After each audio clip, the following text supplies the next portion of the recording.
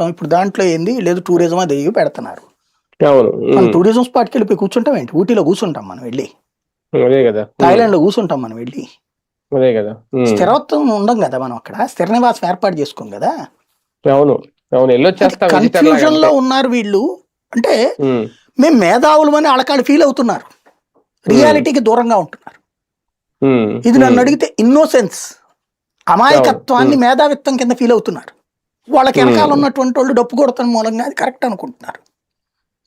ఒకటి నేను చెప్పినటువంటిది, అమరావతి బాగుపడాలి, ఈ ప్రాంతంలో రాజధానితో బాగుపడేటటువంటి వాళ్ళం మేము మొదట, అంతే కదా. ఈ ప్రాంత వాసుల కింద అంతే. అటు బెజవాడలోనైనా గుంటూరులోనైనా ఈ ప్రాంతాలు మాయే కదా. కాబట్టి సంతోషపడతాం. కానీ నష్టపోతున్నది ఎక్కడ? మేము ఇక్కడ స్థిరత్వం లేకుండా చేస్తున్నారు మీరు, సెక్యూరిటీ లేకుండా చేస్తున్నారు మీరు, కన్ఫ్యూజ్ చేస్తున్నారు మమ్మల్ని. బెజవాడ గుంటూరు కలపండి, మీరు కలుపుతానని కాసేపు చెప్తారు, మళ్ళీ గ్రేటర్ విజయవాడ అని మళ్ళీ కాసేపు చెప్తారు, కాసేపు 29కి రావాలంటారు, కాసేపు ఇవన్నీ అంటారు. ఇదేమన్నా మీ వ్యక్తిగత ఆస్తి? నీ ఆస్తిలో ఈ బిల్డింగ్ ఎవరికి ఇవ్వాలా, ఆ బిల్డింగ్ ఎవరికి ఇవ్వాలా, ఇవన్నీ రాసుకోవడానికి ప్రజలకి చెప్పి చేయాలి కదా.